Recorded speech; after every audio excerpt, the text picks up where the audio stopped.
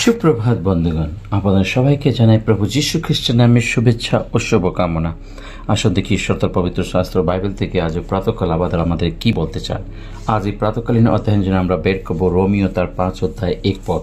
এখানে লেখা আছে, অতএব বিশ্বাস হেতু ধার্মিক গণিত হওয়াতে আমাদের প্রভু যীশু খ্রিস্ট দ্বারা আমরা ঈশ্বরের উদ্দেশ্যে সন্ধি লাভ করিয়াছি।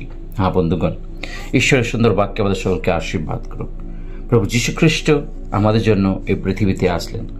স্বর্গ ছেড়ে তিনি এই সংসারে এসে আমাদের জন্য সেই সমস্ত স্বর্গের বাণী তিনি দিলেন এবং সেই অন্ধ নোলা খঞ্জ মৃত্যুকে তিনি জীবিত করলেন এবং তিনি সেই ঈশ্বরের সেই পরিচয়ে তিনি আমাদের সঙ্গে তার পিতার সেই পরিচয় তিনি সন্তান এই সংসারের লোকদের সাথে করলেন।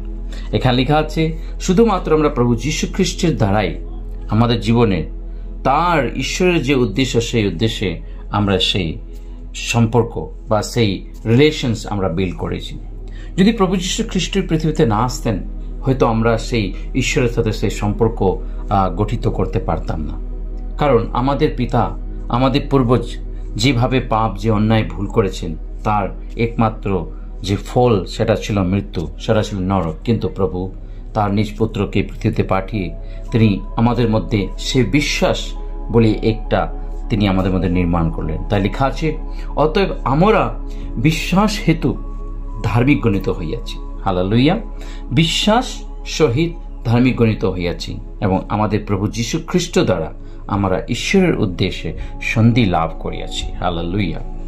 শুধুমাত্র সেই প্রভু যীশু খ্রিস্টের দ্বারাই আমরা সেই ঈশ্বরের উদ্দেশ্যে সেই সন্ধি লাভ করেছে, আর তাহারই দ্বারা আমরা বিশ্বাসে এই অনুগ্রহের মধ্যে প্রবেশ লাভ করিয়াছি, যাহার মধ্যে দাঁড়াইয়া আছি এবং ঈশ্বরের প্রতাপে প্রকাশময় শ্লাঘা করিয়াছি। হ্যাঁ বন্ধুগণ, প্রভু যিশুর সেই ভালোবাসা, তার সেই প্রেম, তার সেই দয়া দ্বারাই আজকে আমরা তার সেই সম্পর্ক তৈরি করতে পারছি।